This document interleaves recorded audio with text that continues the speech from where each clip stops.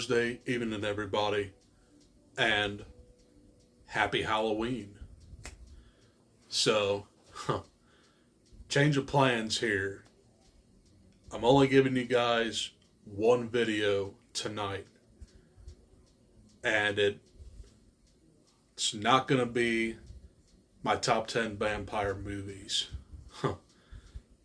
I just didn't have time to get to it, but that will be a video in the near future. So instead, this is going to be my dual review on Fright Night 1985 and Fright Night 2011. So I watched both of these movies tonight, and let's compare and contrast them. So, Fright Night 1985 was directed by Tom Holland. No, not that Tom Holland. The Tom Holland that directed Child's Play as well. So, this is the story of Charlie Brewster and his mom.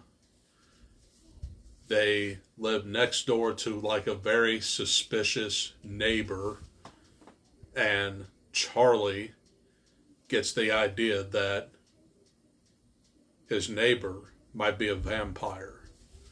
So, the vampire's name is Jerry Dandridge, and he has like a live-in carpenter, which is kind of like his roommate, and you just never see him during the day.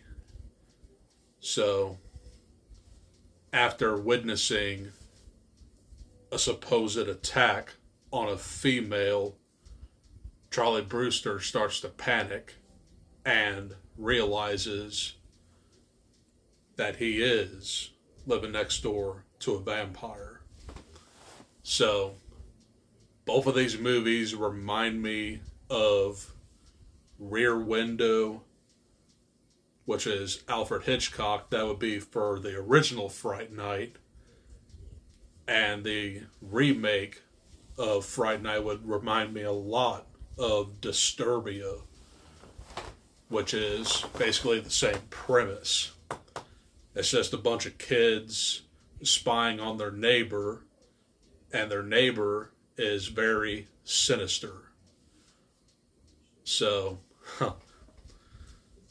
in the original, it's definitely a little bit more campy.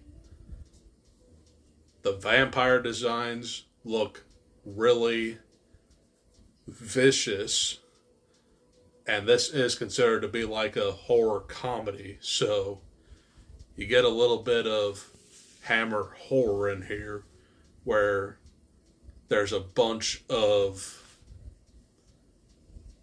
unconvincing special effects, but the special effects still do look good. This is a very fun movie. And the only way that Charlie Brewster is going to save him and his girlfriend and his mother is to find the help of Peter Vincent. He is a horror host who hosts Fright Night. So it's up to them to take down Jerry Dandridge once and for all.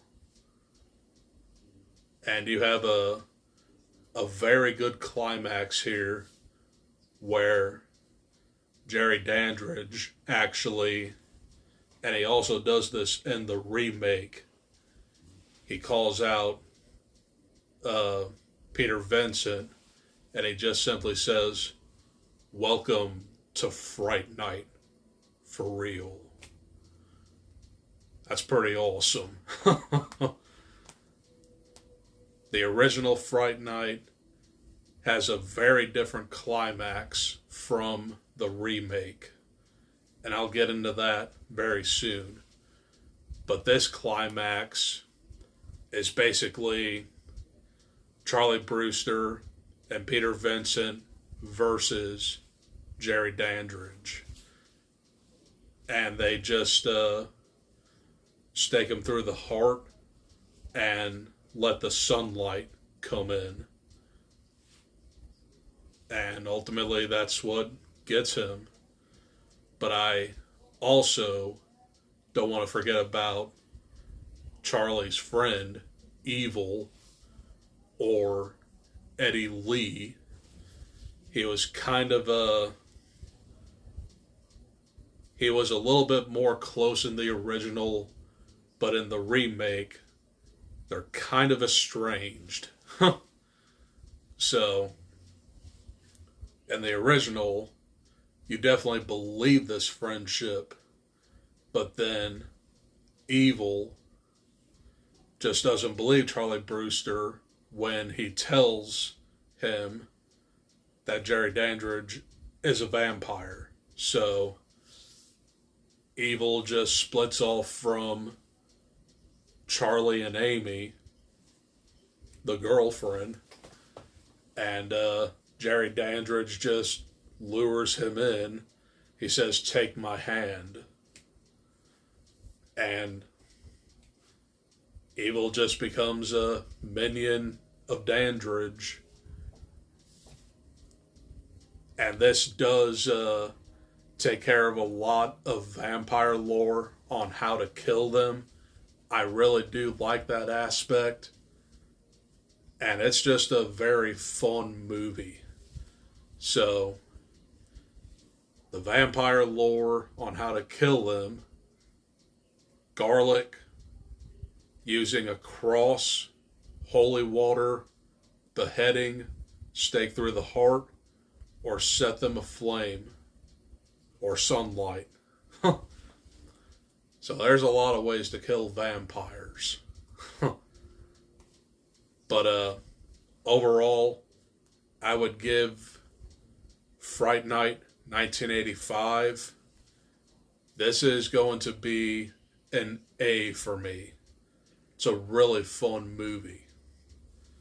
So the remake was 2011, and this stars Anton Yelchin as Charlie Brewster, Colin Farrell as Jerry Dandridge.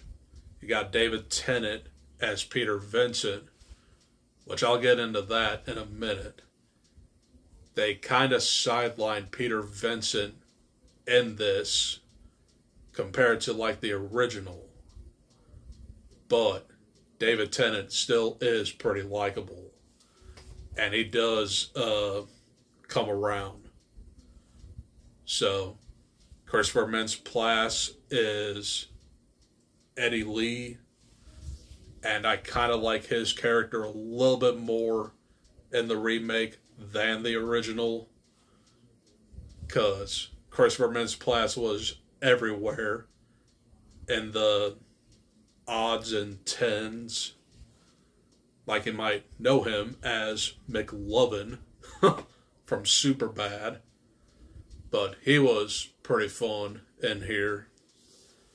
But he used to be best friends with Charlie Brewster until Charlie decided to get more popular with his classmates.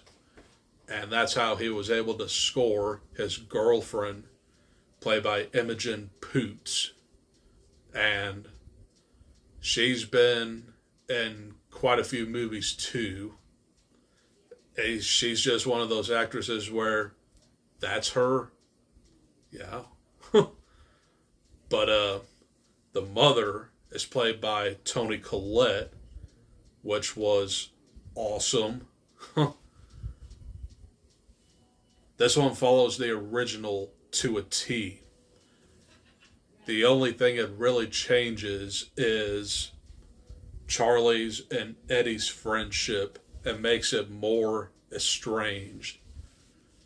And Jerry Dandridge is just like a night construction worker, and he has no roommate. So he's all by himself. So this kind of follows the same formula as the original, where the new neighbor seems very suspicious and he starts seeing women during the night. They end up disappearing. Eddie actually comes to the conclusion that Jerry Dandridge is a vampire because he spied on him. So it's actually Charlie Brewster that doesn't believe Eddie Lee in this one. So there's a little bit of contrast in here, but it's still pretty much the same exact movie. And I will have to say that I might prefer the remake to the original. That might be a hot take, but I've always loved this remake, and it's just a fun movie. So, the climax is a little bit different because it kind of reminds me a little bit of Salem's Lot in a way, with like Carl Barlow and his minions, and it's just a fight to the death. There's a lot more vampires in here than the original, and I really like that aspect. So it's literally a fight to save Amy from becoming the undead. And the only way to save her is to actually kill the master, Jerry Dandridge. So they ultimately come out on top, and they live happily ever after. So I would also give the remake of Fright Night 2011 an A. I really enjoy both of these equally, and it's pretty much all I gotta say. So hopefully you guys enjoyed this video, and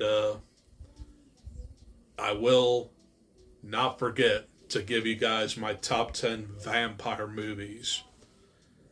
I just didn't have time to get to it, so that'll come in the near future. But I decided that this is going to be an easy Halloween special. Okay, that's all I got for Spooky Season 2024. Happy Halloween, whatever's left of it, and I will see you tomorrow. Adios, peace.